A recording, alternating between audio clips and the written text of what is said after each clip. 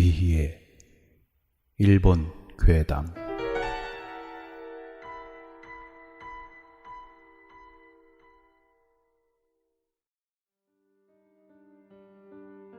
살인자의 냄새. 갑작스런 질문이지만 여러분은 사람을 죽여본 적이 있습니까? 있다고 하는 사람은 아마도 없겠다 생각합니다만 아무리 숨겨도 냄새로 발각될지도 모릅니다. 저는 딸기 농가를 하고 있습니다. 고맙게도 입소문이라던가 SNS의 발달로 인해 전국 각지에서 주문이 들어옵니다. 가족 경영으로 직매장도 겸하고 있어서 근처에 사시는 분이나 관광으로 근처까지 오시는 분들은 신선한 딸기를 맛보실 수가 있습니다. 단골도 꽤 많은데 이번에는 어느 단골 손님에 대해 얘기해 보겠습니다. 예전부터 단골 손님 중에 건설회사의 사장님분이 계십니다. 지금 얘기하는 단골은 그 사장님의 소개로 우리 가게를 오게 된 분입니다. 10년 정도 전의 이야기입니다. 그분은 나이대가 50대 후반에서 60대 초반 정도의 풍채 좋은 남자분으로 언뜻 보면 마음 훈훈한 시골 아저씨 같은 인상이었습니다. 동시에 옷이나 차를 보면 행색계나 하는 분이라는 느낌도 받은 기억이 있습니다. 가칭 고바야시 씨로 부르겠습니다. 그분이 처음 가게에 찾아왔을 때는 2명의 젊은 남자와 함께 왔었습니다. 그 남자들은 30, 40대 정도의 풍채 있는, 그럼에도 눈빛이 날카롭고 위협적이라서 한눈에 봐도 일반직에 종사하는 사람들이 아님을 알 수 있었습니다. 그런 두 사람이 고바야시 씨에게는 극히 저자세로 굽신되는 겁니다. 고바야시 씨의 태도도 우리에게 보이는 좋은 아저씨 같은 느낌이 아니라 말투도 음색도 살벌해서 저희들마저도 위압감이 들 정도였습니다. 그때 우리는 고바야시 씨가 어쩌면 그런 쪽에 관계된 사람이 아닐까 생각하기 시작했습니다. 하지만 그것을 물어볼 수도 없었고 알아볼 방법도 없었기 때문에 그저 그쪽 사람이라고 우리들에겐 어떤 의미에서 명물 손님이 되었습니다.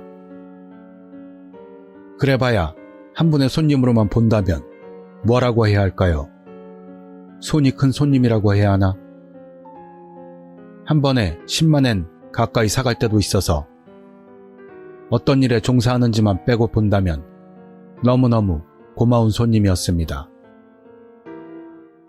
그런데 어느 시기를 기점으로 묘한 현상이 일어나기 시작합니다. 고바야시 씨는 딸기 제철에는 한 달에 한두 번 정도의 빈도로 왔었는데 어느 때인가부터 고바야시 씨에게서 이상한 악취가 나기 시작했습니다. 하수구 악취 같기도 하면서 비린내나 노린내 같은, 그리고 녹슨 냄새 같은 것도 섞여 있는 것 같기도 한데 좌우간 상당히 불쾌한 냄새였습니다. 처음엔 고바야시 씨가 장이 안 좋아서 그런가 생각했었습니다. 장기에 질환이 있으면 지독한 구취가 난다는 이야기를 들어본 일은 있었는데 이건 일반 구취는 아니었습니다. 온몸에서 그런 냄새가 난다고 해야 하나.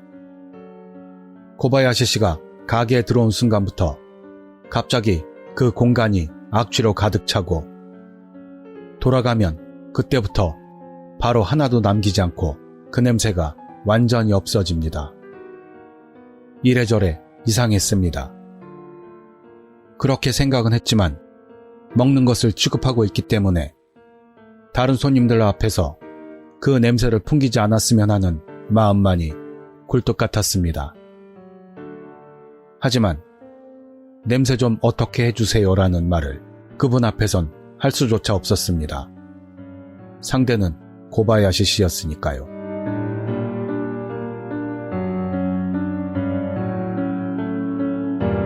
그러던 어느 날 가끔 우리 가게에 놀러오는 가시왁이라는 선배가 잠시 들렀습니다.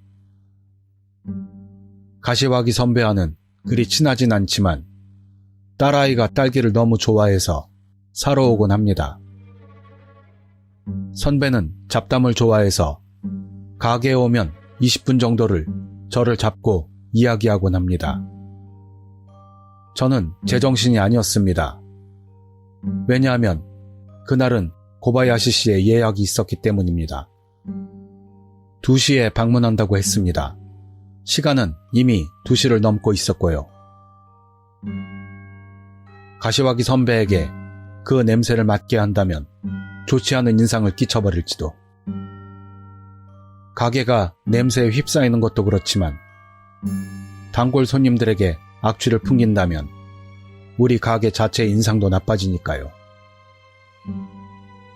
고바야시 씨에겐 죄송한 이야기지만 다른 손님들과 마주치지 않아 주었으면 하는 생각을 했습니다. 그러나 결국 선배는 돌아가지도 않았고 그 와중에 한 대의 고급차가 주차장에 들어옵니다. 고바야시 씨가 타고 있는 새하얀 렉서스입니다. 운전석에서 젊은 운전수가 내린 후 뒷좌석의 문을 열자 고바야시 씨가 기지개를 켜면서 차에서 내렸고 저를 보더니 가볍게 손을 흔들며 시익하고 웃습니다. 고바야시 씨는 가게로 들어오기 무섭게 갑자기 미안하이. 다 준비됐나? 아니면 기다려도 괜찮아? 라며 언제나의 그 사람 좋아 보이는 인사를 마친 후 카운터에 팔꿈치를 대고 휴대폰을 만지기 시작합니다. 그럼 난 이만. 가시와기 선배가 얼굴을 찌푸리면서 가게를 나갑니다. 아마 냄새 때문에 그런 것 같습니다.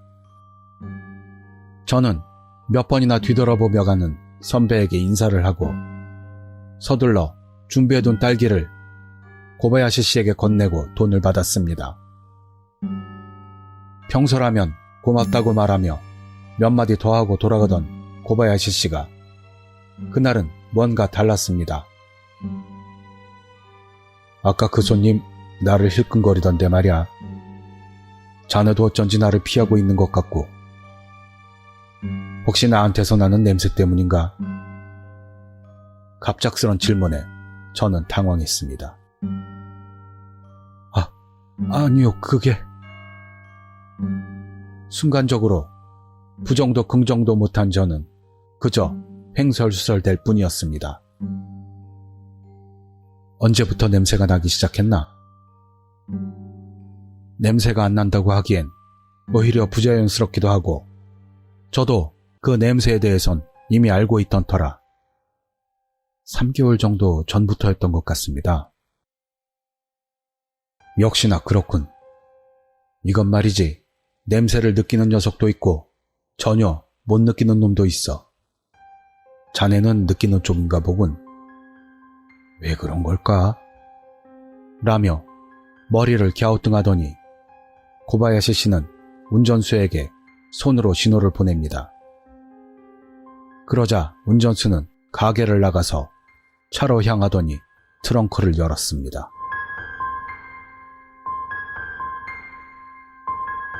트렁크에서 무언가 종이봉투를 꺼내서 가지고 옵니다. 받으십시오. 라며 운전수는 그것을 저에게 건넸습니다. 안에는 일본 술과 조그만 세뱃돈 주머니 같은 종이봉투가 들어있었습니다. 에? 제가 다시 곤혹스러워하자 고바야시 씨가 미안한 듯 입을 엽니다. 청주하고 소금이야. 정화시켜 놓았으니까 내가 돌아가고 나면 소금을 뿌리게.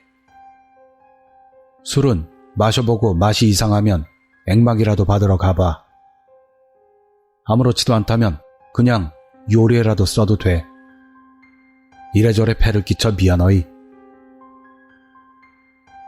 이런 물건 받아도 되는 걸까?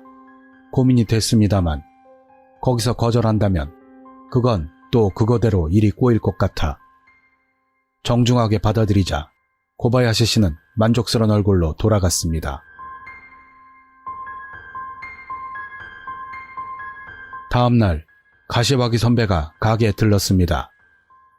선배는 어딘가 초조해하는 모습으로 어제 내가 가기 직전에 온 아저씨 말이야. 그 사람 보통 사람이야? 저를 바라보며 물어봅니다. 예전부터 단골 고객이에요. 아, 냄새 때문에 그래요? 그 악취 느꼈어요? 내가 거북한 듯한 모습으로 물어보자 선배는 놀란 얼굴로 어라? 너도 그런 걸 느끼나 보네? 라고 합니다. 저는 무슨 말인지 몰라서 저만이 아니고 우리 집 사람들 모두 그 냄새 때문에 곤란했었어요.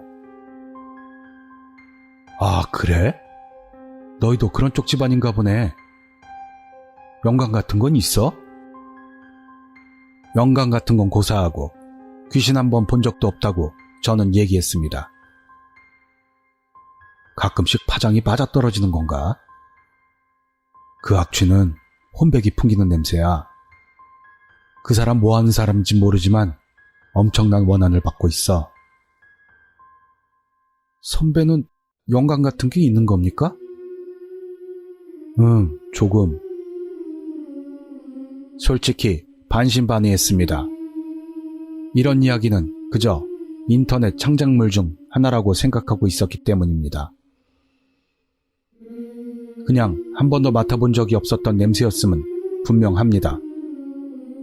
혼백의 냄새라고 해도 납득될 만큼 어마어마하게 불쾌한 악취였습니다. 원한을 받고 있다면 생명이란 말인가요? 제가 묻자 선배는 제 얼굴을 물끄러미 바라보며 생명한테는 그런 냄새는 안 나. 그러니 더 의문스럽지.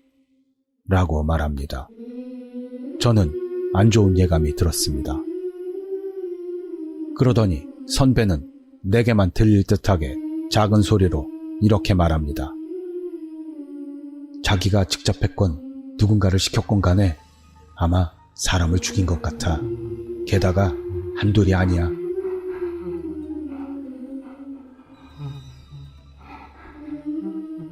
고바야시 씨가 가게에 찾아오는 일은 그 이후로 없었습니다만 아직도 딸기 주문은 들어오고 운전수가 와서 가져가고 있습니다.